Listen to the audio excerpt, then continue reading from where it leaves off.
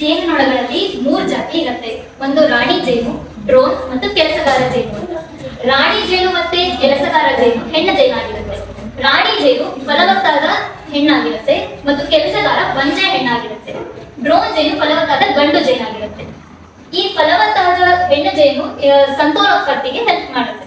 ಆಮೇಲೆ ಡ್ರೋನ್ ಜೇನು ಇದಕ್ಕೂ ಕೂಡ ಹೆಲ್ಪ್ ಮಾಡುತ್ತೆ. ಈ ಕೆಲಸಗಾರ ಜೇನು ಯಾವುದೇ ರೀತಿಯ ಸಂತಾನೋತ್ಪತ್ತಿ ಮಾಡುವುದಿಲ್ಲ. ಹಾಗಾಗಿ ಇವಾಗ ಒಂದು ಕುಟುಂಬ ಅಂತಂದ್ರೆ ನಮಗೆ ಒಂದು ರಾಣಿ ಜೇನ್ ಬೇಕು, ಮತ್ತೆ ಡ್ರೋನ್ ಇರಬೇಕು, ಮತ್ತೆ ಕೆಲಸಗಾರ ಜೇನ್ಗಳು ಇರಬೇಕು.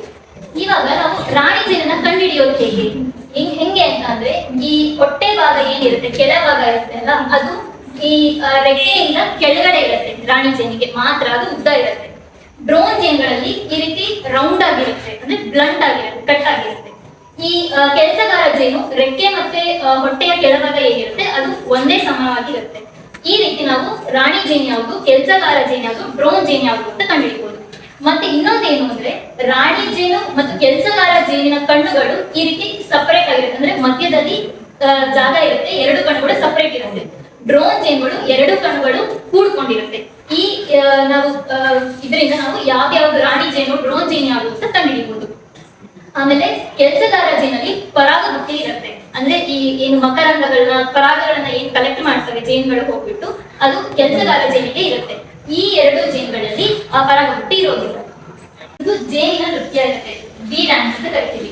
ತುಂಬಾ ತರದ ಡ್ಯಾನ್ಸ್ ಇರುತ್ತೆ. ಮೇನ್ ಆಗಿ ನಾವು 2 ಡ್ಯಾನ್ಸ್ ಹೇಳ್ತೀವಿ. ಒಂದು ರೌಂಡ್ ಡ್ಯಾನ್ಸ್ ಅಂತೀವಿ, ವ್ಯಾಗಲ್ ಡ್ಯಾನ್ಸ್ ಅಂತ ಹೇಳ್ತೀವಿ. ಈ 2 ಡ್ಯಾನ್ಸ್ ನಾವು ಏನಕ್ಕೆ ನೋಡ್ತೀವಿ ಅಂತಂದ್ರೆ ಅದ್ರದ್ದು ಆಹಾರ ಎಲ್ಲಿದೆ, ಎಷ್ಟು ಹತ್ತಿರದಲ್ಲಿದೆ, ಎಷ್ಟು ಪ್ರಮಾಣದಲ್ಲಿದೆ, ಅದ್ರ ಕ್ವಾಲಿಟಿ ಹೆಂಗಿದೆ ಅಂತ ತಿಳಿಸೋದಕ್ಕೆ ಹೇಳ್ತೀವಿ. ಅದು ವ್ಯಾಗಲ್ ಡ್ಯಾನ್ಸ್ ಅಂತ. ಡ್ಯಾನ್ಸ್ ಅಲ್ಲಿ ಏನ್ ಮಾಡುತ್ತೆ ಅಂದ್ರೆ ಜೇನುನೊಣಗಳು ಈ ತರ ಶೇಕ್ ಮಾಡ್ಬಿಟ್ಟು 8 ಆಕೃತಿಯಲ್ಲಿ ಅದು ಓಡಾಟ ಮಾಡುತ್ತೆ. ಈ ರೀತಿ ಇಲ್ಲಿ ಶೇಕ್ ಮಾಡುತ್ತೆ, 8 ಆಕಾರದಲ್ಲಿ ಮಾಡುತ್ತೆ.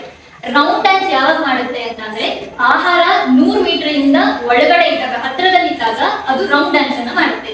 ವ್ಯಾಗಲ್ ಡ್ಯಾನ್ಸ್ ಯಾವಾಗ ಮಾಡುತ್ತೆ ಅಂದ್ರೆ 100 ಮೀಟರ್ ಇಂದ ಆಚೆ ಆಹಾರ ಇತ್ತು ಅಂದ್ರೆ, ಆಮೇಲೆ ಜಾಸ್ತಿ ಆಹಾರ ಇತ್ತು ಅಂತಂದ್ರೆ ಅವಾಗ ಈ ರೀತಿಯಾದ ಡ್ಯಾನ್ಸ್ ಅನ್ನ ಮಾಡುತ್ತೆ.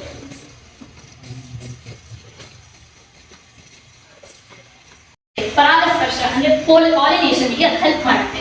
ಯಾವ್ಯಾವ ಬೆಳೆಗಳಲ್ಲಿ ಅಂದ್ರೆ ಮೇಜರ್ ಆಗಿ ಎಲ್ಲಾ ಬೆಳೆಗಳಲ್ಲೂ ಹೆಲ್ಪ್ ಮಾಡುತ್ತೆ. ಇಲ್ಲಿ ನಾವು ಲಿಸ್ಟ್ ಮಾಡಿರೋದು ಈ ಹಳ್ಳಿಗೆ ನೋಡ್ಕೊಂಡು ಶುಂಠಿ, ತೆಂಗು, ಟೊಮೆಟೊ, ಹೂಕೋಸು, ಎಲೆಕೋಸು, ಇನ್ನ ಸೂರ್ಯಕಾಂತಿ ಬೆಳ್ತಿಲ್ಲ, ಬಟ್ ನೀವು ಬೆಳೆದ್ರೆ ತುಂಬಾ ಒಳ್ಳೇದು, ತುಂಬಾ ಚೆನ್ನಾಗಿ ಪರಾಗಸ್ಪರ್ಶ ಆಗುತ್ತೆ. ಈ ಕೆಳಗಡೆ ಎಲ್ಲ ತರಕಾರಿ ಹೂವುಗಳಲ್ಲಿ ಪರಾಗಸ್ಪರ್ಶನ ಮಾಡುತ್ತೆ. ಜೊತೆಗೆ ಬೇರೆ ಉತ್ಪನ್ನಗಳು ಪಾಲಿನೇಷನ್ ಪರಾಗಸ್ಪರ್ಶನ ಬಿಟ್ಟು ಬೇರೆದಕ್ಕೆ ಏನ್ ಹೆಲ್ಪ್ ಮಾಡುತ್ತೆ ಅಂದ್ರೆ ಜೇನುತುಪ್ಪ. ನೀವೆಲ್ಲ ಜೇನುತುಪ್ಪ ನೋಡಿರ್ತೀರಾ, ಬಳಸಿರ್ತೀರಾ, ಅದು ಆರೋಗ್ಯಕ್ಕೂ ಕೂಡ ತುಂಬಾ ಒಳ್ಳೆಯದು. ಆಮೇಲೆ ಜೇನು ಪರಾಗದ ಮಾತ್ರೆ, ಪೋಲನ್ ಟ್ಯಾಬ್ಲೆಟ್ಸ್ ಅಂತ ಕರಿತೀವಿ. ಈ ಹೊರ ದೇಶಗಳಲ್ಲಿ ಎಲ್ಲ ಏನ್ ಮಾಡ್ತಾರೆ ಅಂತಂದ್ರೆ ಶಕ್ತಿ ಬರೋದಕ್ಕೋಸ್ಕರ ಈ ಪೋಲನ್ ಮಾತ್ರೆಗಳನ್ನ ಬಳಸ್ತಾರೆ. ನೆಕ್ಸ್ಟ್ ರಾಜಶಾಹಿ ಮತ್ತು ಜೇನುಮೇಣ. ಇದು ಜೇನುಮೇಣ ಅನ್ನೋದು ಬಿ ವ್ಯಾಕ್ಸ್ ಅಂತ ಕರಿತೀವಿ. ಇದನ್ನ ಕಾಸ್ಮೆಟಿಕ್ಸ್ ಗೆ ಯೂಸ್ ಮಾಡ್ತಾರೆ. ನೀವು ಇದು ನಮ್ಮ ಕಾಲೇಜ್ ನಮ್ಮ ಸೀನಿಯರ್ಸ್ ಮಾಡಿರೋದು. ಇದು ಪರ್ಫ್ಯೂಮ್ ಸೆಂಟ್ ಎಲ್ಲ ಯೂಸ್ ಮಾಡ್ತೀವಲ್ಲ ಆ ತರ ಬಿ ವ್ಯಾಕ್ಸ್ ಇಂದ ಮಾಡಿರೋದು. ಇದು ಯಾವುದೇ ರೀತಿಯ ಅಲರ್ಜಿ ಆಗೋದಿಲ್ಲ, ಅಂದ್ರೆ ಬೇರೆ ಸೈಡ್ ಎಫೆಕ್ಟ್ ಏನೂ ಇರೋದಿಲ್ಲ. ನಮ್ದು ಕಾಲೇಜಿಂದ ಮಾಡಿರೋದು. ನೋಡಿ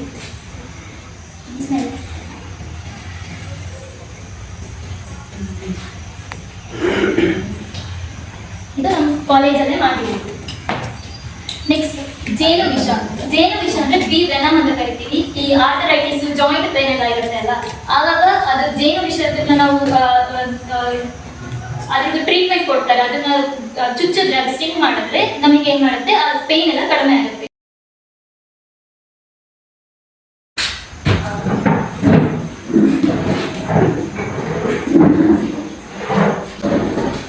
ಮೊದಲನೇದಾಗಿ ಇದು ಅಡಿಪೆಟ್ಟಿಗೆ, ಅಡಿ ಹಲಗೆ ಅಂತ. ಇದರಲ್ಲಿ ಬಂದು ಜೇನುಗಳು ಬಂದು ಕುತ್ಕೊಂಡು ಇದರ ಒಳಗಿಂದ ಅಡಿ ಒಳಗೆ ಹೋಗ್ಬೋದು. ಇದು ಮುಖ್ಯ ದ್ವಾರ ಅಂತ. ಇದರಲ್ಲಿ 2 ರೀತಿ ಇರುತ್ತೆ. ಬೇಸಿಗೆ ಕಾಲದಲ್ಲಿ ನೀವು ದೊಡ್ಡ ಸ್ವಲ್ಪ ಜಾಸ್ತಿ ಜಾಗ ಇರೋದನ್ನ ಮುಂದ್ಗಡೆ ಇಟ್ಕೊಂಡು ದೊಡ್ಡದು ಆಕ್ಟಿವೇಟ್ ಮಾಡಿ ಅದರಲ್ಲಿ ಒಳಗೆ ಹೋಗೋ ತರ ಮಾಡ್ಬೋದು. ಅದೇ ಚಳಿಗಾಲದಲ್ಲಿ, ಮಳೆಗಾಲದಲ್ಲಿ ಅದೇ ಗ್ಯಾಪ್ನ ಸಣ್ಣ ಒಂದು 5 ಸೆಂಟಿಮೀಟರ್ ಆಗುವಷ್ಟು ಮಾಡ್ಕೊಂಡು ಇಟ್ರೆ ಜಾಗ ಕಡಿಮೆ ಆಗುತ್ತೆ, ಶಾಖ ಜಾಸ್ತಿ ಆಗುತ್ತೆ ಪೆಟ್ಟಿಗೆಯಲ್ಲಿ, ಅವಾಗ ಅವುಗಳಿಗೆ ಬದುಕಲಿಕ್ಕೆ ಸುಲಭ ಆಗುತ್ತೆ. ಇದರ ಮೇಲೆ ಬಂದು ಸಂತಾನ ಪೆಟ್ಟಿಗೆ ಅಂತ ಇಡ್ತೇವೆ.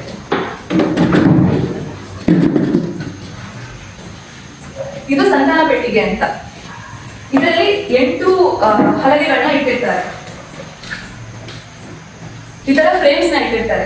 ಇದಕ್ಕೆ ನೀವು ಫೌಂಡೇಶನ್ ಶೀಟ್ ಅಂತ ಬರುತ್ತೆ, ಅದನ್ನ ಕಟ್ಕೊಂಡು ಇದರ ಒಳಗೆ ಈ ತರ ಕೂರಿಸಿದಾಗ ಜೇನುನೊಣಗಳು ಬಂದು ಇದರಲ್ಲಿ ಮೊಟ್ಟೆ ಇಡ್ತಾರೆ, ಮೊಟ್ಟೆ ಇಟ್ಟು ಮರಿ ಮಾಡ್ತಾರೆ. ಈ ಕೆಳಗಿನ ಲೇಯರ್ ಅಲ್ಲಿ ಮೊಟ್ಟೆ ಮತ್ತೆ ಮರಿ ಮಾಡೋದು ಅಷ್ಟೇ ಕಾರ್ಯ ಅವುಗಳು. ಈ ಲೇಯರ್ ಅಲ್ಲಿ ನೀವು ರಾಣಿನ ಬಿಡ್ಬೇಕಾಗುತ್ತೆ. ರಾಣಿಗೆ ಒಂದು ಕೇಜ್ ಅಂತ ಸಿಗುತ್ತೆ, ಅದ್ರ ಒಳಗೆ ರಾಣಿನ ಹಾಕ್ಬಿಟ್ಟು ಇದ್ರೊಳಗೆ ಇಟ್ರೆ ಇದ್ರೊಳಗೆ ಸಂತಾನೋತ್ಪತ್ತಿ ಕ್ರಿಯೆ ನಡೀತಾ ಇರುತ್ತೆ. ಇದ್ರಲ್ಲಿರೋ ಜೇನ್ನ ತೆಗೆಯೋ ಹಾಗಿಲ್ಲ, ಇದು ಅವುಗಳ ಬಳಕೆಗೆ ಆಗಿರೋ ಜೇನು. ಇದ್ರ ಮೇಲೆ ಸೇಮ್ ಇದೇ ತರ ಬಟ್ ಸ್ವಲ್ಪ ಸಣ್ಣ ಸೈಜ್ ಅಲ್ಲಿ ಜೇನು ಕೋಣೆ ಅಂತ ಬರುತ್ತೆ. ಆ ಜೇನು ಕೋಣೆಯಲ್ಲಿ ಸಂಗ್ರಹ ಆಗಿರೋ ಜೇನ ನಾವು ಯೂಸ್ ಮಾಡ್ಕೋಬಹುದು. ಸೇಮ್ ಇದೇ ತರ ಇರುತ್ತೆ. 8 ಫ್ರೇಮ್ಸ್ ಗಳು ಇರ್ತವೆ, ಇದ್ರಲ್ಲಿ ಅವುಗಳು ಗೂಡು ಕಟ್ಕೊಂಡು ಅದರಲ್ಲಿ ಜೇನು ಶೇಖರಣೆ ಮಾಡ್ತಾರೆ. ಇದರ ಮೇಲೆ ನಾವು ಒಂದು ಲೇಯರ್ ಹಾಕ್ತೇವೆ. ಈ ಲೇಯರ್ ಹೇಗೆ ಅಂತ ಅಂದ್ರೆ ಕೆಳಗಿರೋ ರಾಣಿ ಮೇಲ್ಗಡೆ ಹೋಗ್ಬಾರ್ದು, ಮೇಲ್ಗಡೆ ಹೋಗಿ ಮೊಟ್ಟೆ ಇಟ್ಟರೆ ನಮ್ಗೆ ಅದನ್ನು ಬಳಕೆ ಮಾಡಕ್ಕಾಗಲ್ಲ. ಸೊ ಕೆಳಗಡೆನೆ ಉಳಿಬೇಕು ಅಂತ ಇದ್ರ ಮೇಲೆ ಒಂದು ಲೇಯರ್ ಹಾಕ್ತೇವೆ. ಅದರಲ್ಲಿ ಕೆಲಸಗಾರರು ಮತ್ತೆ ಡ್ರೋನ್ಗಳು ಮೇಲೆ ಹೋಗ್ಬೋದು. ಆದ್ರೆ ರಾಣಿ ಏನು ಉಳ್ಕೊಳ್ಳೋ ತರ ಒಂದು ಲೇಯರ್ ಹಾಕ್ಬಿಟ್ಟು ಇದ್ರ ಮೇಲೆ ಸೇಮ್ ಇದೇ ತರದ್ದು ಇನ್ನೊಂದು ಪೆಟ್ಟಿಗೆ ಇರ್ತೇವೆ, ಅದರಲ್ಲಿ ಜೇನು ಶೇಖರಣೆ ಆಗುತ್ತೆ.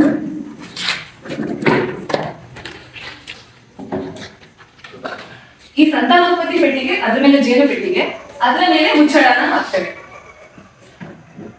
ಈ ಮುಚ್ಚಳ ಹಾಕೋದಕ್ಕೆ ರೀಸನ್ ಅಂತ ಅಂದ್ರೆ ನೆರಳು, ಮಳೆಗಾಳಿಯಿಂದ ರಕ್ಷಣೆ, ಮತ್ತೆ ಅವುಗಳಿಗೆ ಒಳಗೆ ಹೊರಗೆ ಹೋಗ್ಲಿಕ್ಕೂ ಇದು ಒಂದೇ ತೂಕ ಇರೋದು. ಜೊತೆಗೆ ಮಳೆಗಾಳಿ ಏನಾದ್ರು ಬಂದ್ರೆ ಪ್ರೊಟೆಕ್ಷನ್ ಇರಲಿ ಅಂತ ಇದು ಮೆಟಲಿನ ಮಾಡಿರ್ತಾರೆ, ಈ ಮೇಲಿನ ಭಾಗ ಅಷ್ಟೇ, ಉಳಿದಿದ್ದೆಲ್ಲ ಮರದಿಂದ ಮಾಡಿರ್ತಾರೆ. ಬ್ಲೂ ಕಲರ್ ಯಾಗಿರುತ್ತೆ ಎಲ್ಲ ಪೆಟ್ಟಿಗೆ ಅಂತ ನೀವು ಕೇಳ್ಬೋದು. ಜೇನುಗಳಿಗೆ ಕಾಣಿಸುವಂತ ಕೆಲವು ಕಲರ್ಸ್, ಅವುಗಳ ಕಲರ್ ಲೈನ್ ಇರ್ತವೆ. ಸೊ ಕೆಲವು ಕಲರ್ಸ್ ಅಲ್ಲಿ ಬಿಳಿ ಬಣ್ಣ, ಬ್ಲೂ ಬಣ್ಣ ಕೆಲವು. ಸೊ ನಮ್ಮ ಯೂನಿವರ್ಸಿಟಿ ಅವರು ಬ್ಲೂ ಕಲರ್ ನ ಚೂಸ್ ಮಾಡ್ಕೊಂಡು ಪೆಟ್ಟಿಗೆಗಳಿಗೆ ಬ್ಲೂ ಬಣ್ಣ ಕೊಟ್ಟಿದ್ದಾರೆ. ಸೊ ಇದರ 2 ಚೇಂಬರ್ ಇರ್ತವೆ, ಕೆಳಗಡೆ ಒಂದು ಅಡಿ ಪೆಟ್ಟಿಗೆ, ಅದಕ್ಕೊಂದು ಮುಖ್ಯದ್ವಾರದ ಮುಖಾಂತರ ಜೇನುನೊಣಗಳು ಎಲ್ಲಿಂದ ಎಲ್ಲ ಸುಮಾರು 1.5 ಕಿಲೋಮೀಟರ್ ಅಷ್ಟು ಅವುಗಳು ಯೂಶುವಲಿ ಹೋಗೋದು. ಅದಕ್ಕಿಂತ ಜಾಸ್ತಿನೂ ಹೋಗ್ತವೆ, 5 ಕಿಲೋಮೀಟರ್ ಅಷ್ಟು ಹೋಗ್ಬೋದು. ಬಟ್ ಜಾಸ್ತಿ ದೂರ ಹೋದಷ್ಟು ಅವುಗಳಿಗೆ ಶಕ್ತಿ ಕಡಿಮೆ ಆಗ್ತಾ ಇರುತ್ತೆ. ಸೊ ಆ ಶಕ್ತಿನ ಉಳಿತಾಯ ಮಾಡಿ ಅವುಗಳು ಜೇನು ಪ್ರೊಡ್ಯೂಸ್ ಮಾಡ್ಬೇಕಲ್ವಾ, ಅದಕ್ಕೆ ಸುತ್ತಮುತ್ತನೇ ನೀವು ಹೂ ಬಿಡುವಂತ ಗಿಡಗಳು ಇರ್ಬೇಕು.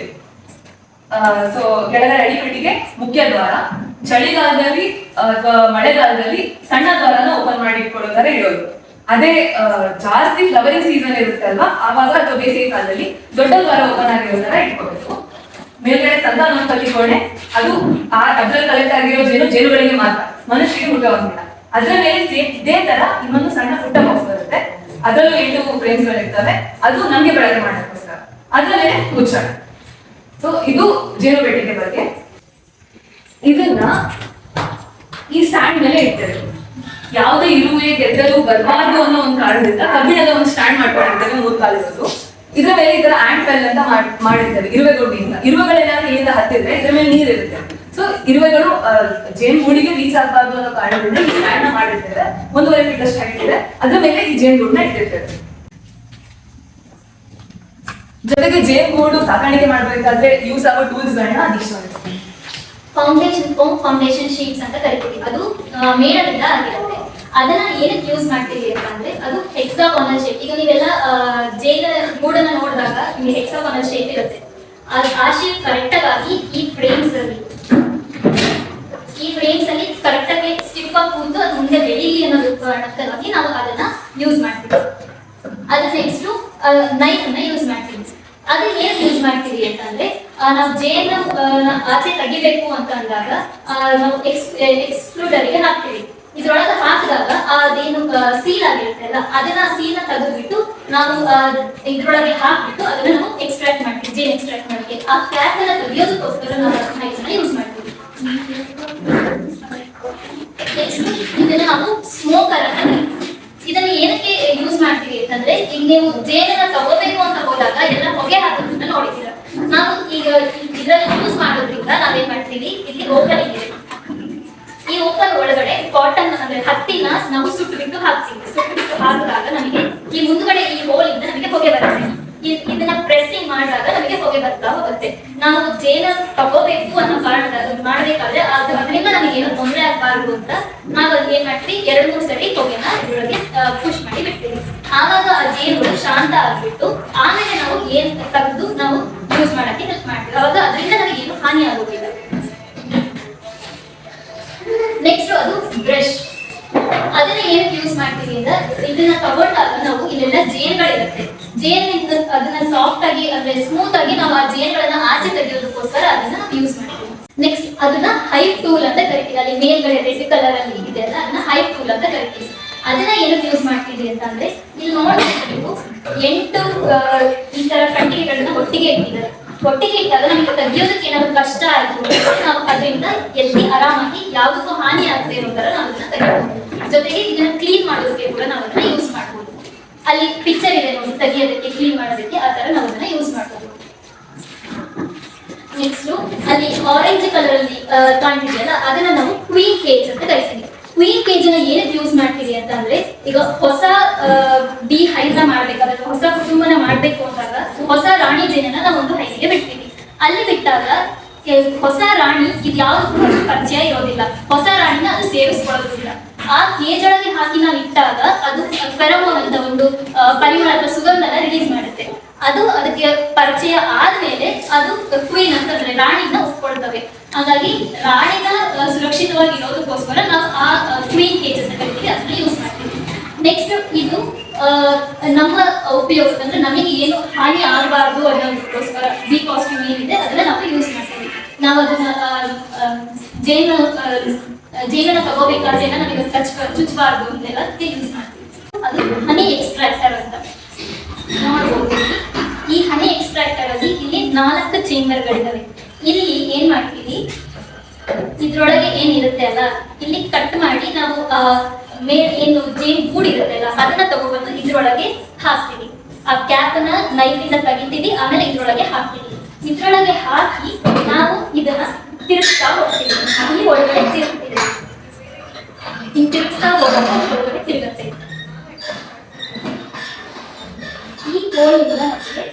ಈ ಹೋಳಿಂದ ನಮಗೆ ಬರುತ್ತೆ.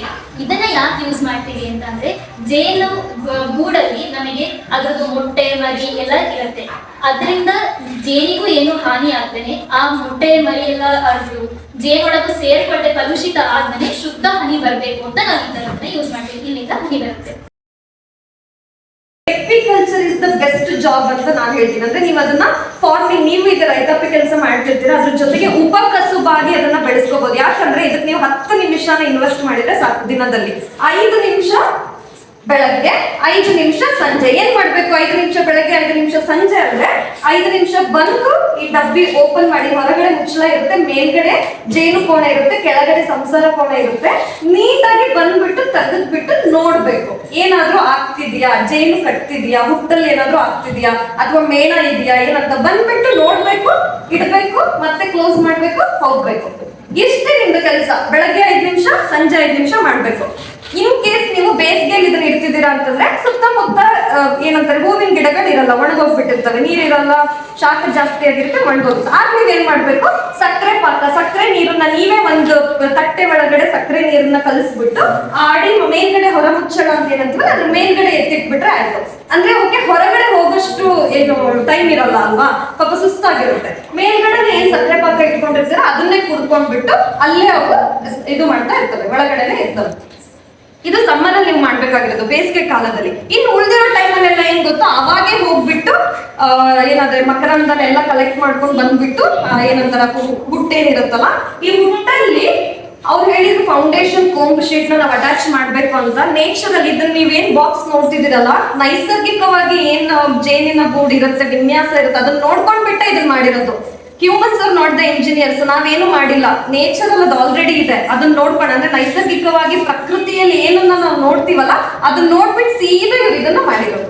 ಇದ್ರಲ್ಲಿ ನಮ್ದು ಏನು ಕೊಡುಗೆ ಏನು ಇಲ್ಲ, ಮನುಷ್ಯರ ಕೊಡುಗೆ ಏನಿಲ್ಲ, ಎಲ್ಲ ಜೇನು ನೊಣಗಳ ಕೊಡುಗೆ ಅವೇ ಮಾಡಿರ್ತಾರೆ. ನೀವು ಜೇನಿನ ಹುಟ್ಟನ್ನ ನೆಕ್ಸ್ಟ್ ಸಲ ಯಾರಾದ್ರೂ ನೋಡಿದಾಗ ನೋಡಿ, ವಿ ಶೇಪ್ ಅಲ್ಲಿ, ವಿ ಆಕಾರದಲ್ಲಿ ಜೇನಿನ ಗೂಡಿರುತ್ತೆ ಅಲ್ವಾ, ಅದರಲ್ಲಿ ಮೇಲ್ಗಡೆ ಕರೆಕ್ಟ್ ಅರ್ಧ ಸೀಳಿದ್ರೆ ಮೇಲ್ಗಡೆ ಟಾಪ್ ಪೋರ್ಷನ್ ಭಾಗ, ಮೇಲ್ಗಡೆ ಭಾಗ ಹಳದಿ ಬಣ್ಣದಲ್ಲಿ ಶೈನ್ ಆಗ್ತಾ ಇರುತ್ತೆ. ಅಂದ್ರೆ ಆ ಮೇಲ್ಗಡೆ ಭಾಗದಲ್ಲಿರೋ ಷಟ್ಕೋನ ಆಕಾರದ ಎಲ್ಲಾ ಪ್ರತಿಯೊಂದು ಸೆಲ್ ಅಲ್ಲಿ, ಕೋಶದಲ್ಲಿ ಅವು ಜೇನು ತುಪ್ಪನ ಸಂಗ್ರಹಣೆ ಮಾಡಿರ್ತವೆ. ಅದೇ ಕೆಳಗಡೆ ಭಾಗ ವಿ ಶೇಪ್ ಆಕಾರದಲ್ಲಿ ಏನ್ ಕೆಳಗಡೆ ಇರುತ್ತಲ್ಲ ಅಲ್ಲೆಲ್ಲ ಮೊಟ್ಟೆಗಳು ಬಿಳಿ ಬಿಳಿ ಬಿಳಿ ಬಿಳಿ ಕಾಣ್ತಿರುತ್ತೆ, ಮೊಟ್ಟೆಗಳನ್ನ ಇಟ್ಟಿರ್ತಾರೆ. ಆ ಸೇಮ್ ಟೆಕ್ನಿಕ್ ನ ಅವ್ರು ತಗೊಬಂದು ಪೆಟ್ಟಿಗೆ ಮಾಡಿರೋದು. ಮೇಲ್ಗಡೆ ಭಾಗ ಏನಂತೀವಿ ನಾನು ಜೇನು ಕೋಣೆ, ಅದನ್ನ ಓನ್ಲಿ ಜೇನು ತುಪ್ಪ ಶೇಖರಣೆ ಮಾಡ್ಲಿಕ್ಕೆ, ಅಲ್ಲಿ ಮೊಟ್ಟೆ ಇಡಂಗಿಲ್ಲ ಜೇನು. ಅದೇ ಕೆಳಗಡೆ ಭಾಗದಲ್ಲಿ ಜೇನ್ ಇಡಂಗಿಲ್ಲ, ಓನ್ಲಿ ಮೊಟ್ಟೆ ಇಡೋದು. ಸೊ ಇದನ್ನೆಲ್ಲ ಅದು ಯಾವಾಗ ಹೇಗ್ ಮಾಡಿರೋದು ಅಂತಂದ್ರೆ ನೈಸರ್ಗಿಕವಾಗಿ ನೀವೇನಾದ್ರೂ ಕೊಟ್ಟರೆ, ಮರದ ಕೊಟ್ಟರೆ ಅದನ್ನೆಲ್ಲ ನೋಡಿದಾಗ ನಿಮಗೆ ಗೊತ್ತಾಗುತ್ತೆ ಆಲ್ರೆಡಿ ಇದೆ ಅದು. ಅದನ್ನ ತಗೊಬಂದು ಮನುಷ್ಯರು ಇದನ್ನ ಮಾಡ್ಕೊಂಡಿರುವಂತದ್ದು. ಸೊ ಹನಿ ಎಕ್ಸ್ಟ್ರಾಕ್ಟರ್ ನ ಯೂಸ್ ಮಾಡ್ಕೊಂಡ್ಬಿಟ್ಟು ಅದನ್ನ ಕೇಂದ್ರಾಭಿಮುಖವಾಗಿ ಅದು ವರ್ಕ್ ಆಗುತ್ತೆ. ಅದು ಹೇಗ್ ವರ್ಕ್ ಆಗುತ್ತೆ ಅಂತಂದ್ರೆ ಅದನ್ನ ಯಾಕೆ ಮಾಡ್ಬೇಕು ಅಂತ ಅನ್ನೋದಾದ್ರೆ, ಈ ಫೌಂಡೇಶನ್ ಕೋಂಬ್ ಶೀಟ್ ಅಂತ ಅಂದ್ರು ಹೌದಾ, ಷಟ್ಕೋನಾಕಾರದಲ್ಲಿ ಇರುತ್ತೆ. ನೀವು ಅಟ್ಯಾಚ್ ಮಾಡಿಲ್ಲ ಅಂದ್ರೂ ಜೇನು ನೊಣಗಳೇ ಅವನ್ನ ಕನ್ಸ್ಟ್ರಕ್ಟ್ ಮಾಡ್ತವೆ. ಅವರು ಇಂಜಿನಿಯರ್ಸ್ ತರ ವರ್ಕ್ ಮಾಡ್ತಾರೆ ಜೇನು ನೊಣಗಳು. ನೀವು ಕೋಂಬ್ ಫೌಂಡೇಶನ್ ಶೀಟ್ ನ ಮಾರ್ಕೆಟ್ ಇಂದ ತಗೊಂಡು ಬಂದು ಅಟ್ಯಾಚ್ ಮಾಡಿಲ್ಲ ಅಂದ್ರೂ ಅವೇ ಮಾಡ್ತವೆ. ಬಟ್ ಟೈಮ್ ಏನಿದೆಯಲ್ಲ ಅವು ಅದನ್ನ ನೀಟಾಗಿ ಕನ್ಸ್ಟ್ರಕ್ಟ್ ಮಾಡ್ಬೇಕು, ಮನೆ ಕಟ್ದಂಗ್ ಕಟ್ಟಬೇಕು.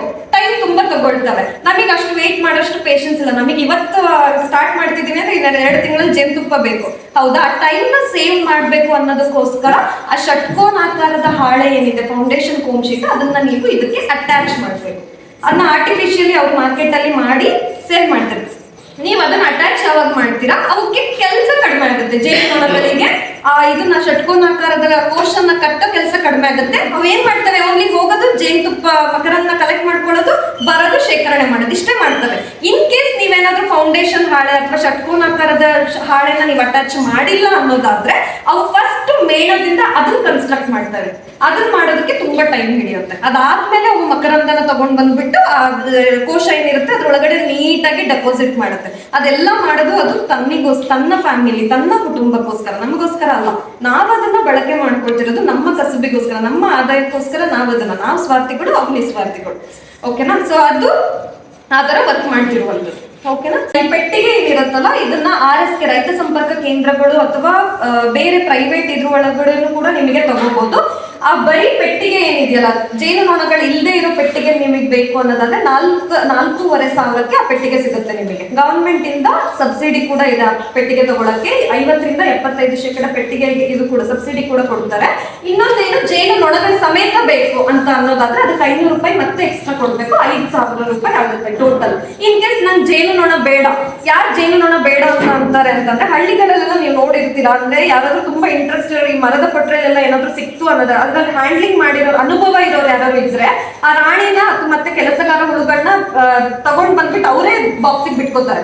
ನನಗೆ ಹೊರಗಡೆಯಿಂದ ಬೇಡ, ಬಾಕ್ಸಿಗೆ ಬಿಟ್ಕೊಂಡು ಅದು ಯಾವಾಗ ರಾಣಿ ಜೇನು ಒಂದು 100 ಅಥವಾ 1000 ನೀವು ಕೆಲಸಗಾರ ಹುಳುಗಳನ್ನ ತಗೋ ಬರ್ತೀರಾ, ನೀವು ನೀಟಾಗಿ ಮೈಂಟೈನ್ ಮಾಡ್ತಿದ್ದೀರಾ, ಏನು ಹೊರಗಡೆಯಿಂದ ಪೆಸ್ಟ್ ಅಥವಾ ಅಟ್ಯಾಕ್ ಇಲ್ಲ, ಏನು ಇಲ್ಲ ಅಂತ ಅನ್ನೋದಾದ್ರೆ ಇವತ್ತು 1,000 ಇದೆ ಕೆಲಸಗಾರ ಹುಳುಗಳು ಅಂತ ಅನ್ಕೊಳ್ಳಿ. ಇನ್ನೊಂದು ತಿಂಗಳಿಗೆ, ಯಾಕಂದ್ರೆ ಕೆಲಸಗಾರ ಹುಳುವಿನ ಜೀವನ ಚಕ್ರ ಎಷ್ಟು ಅಂತಂದ್ರೆ 6 ವಾರಗಳು.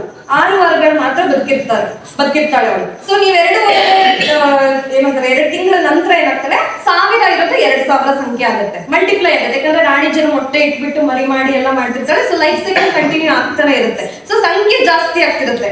ಈ ಕೆಪಾಸಿಟಿ, ಈ ಸಂಸಾರ ಕೋಣೆಯ ಕೆಪಾಸಿಟಿ 1,000ದಿಂದ 2,000 ಅಂತ ತಿಳ್ಕೊಳ್ಳಿ. ಈಗ ಇನ್ ಕೇಸ್ 3,000 ಆಗ್ತಿದೆ ಜೇನುನೊಣಗಳು. ಸೊ ನೀವ್ ಆಗ ಏನ್ ಮಾಡ್ಬೇಕು, 1,000ನ ಇನ್ನೊಂದು ಪೆಟ್ಟಿಗೆಗೆ ಟ್ರಾನ್ಸ್ಫರ್ ಮಾಡ್ಬೇಕು. ನೀವು ಅಲ್ಲೇ ನಿಮ್ಮ ಏನಂತಾರೆ ಇಂಟ್ರೆಸ್ಟ್ ನಾಗ್ಲಿ ಅಥವಾ ನಿಮ್ಮ ಆದಾಯನ ಹೆಚ್ಚು ಮಾಡ್ಕೊಳಕ್ಕೆ ಅದಕ್ಕೊಂದು ಆಪ್ಷನ್ ಏನಂದ್ರೆ 2,000 3,000 ಆಗ್ತಿರತ್ತಲ್ವಾ, ಆ 1,000 ಇರೋ ಹುಳಗಳನ್ನ ನೀವು ಇನ್ನೊಂದು ಬಾಕ್ಸಿಗೆ ಶಿಫ್ಟ್ ಮಾಡಿದ್ರೆ 1 ಬಾಕ್ಸ್ ಇರೋದು 2 ಬಾಕ್ಸ್ ಆಯ್ತು. ಆ 2 ಬಾಕ್ಸ್ ಅಲ್ಲಿ ಇನ್ನೊಂದು 2 ತಿಂಗಳು ಬಿಟ್ಬಿಟ್ಟು 2 ಬಾಕ್ಸಿಗೆ ಟ್ರಾನ್ಸ್ಫರ್ ಮಾಡಿ 2 ಬಾಕ್ಸ್ ಇರೋದು 4 ಬಾಕ್ಸ್.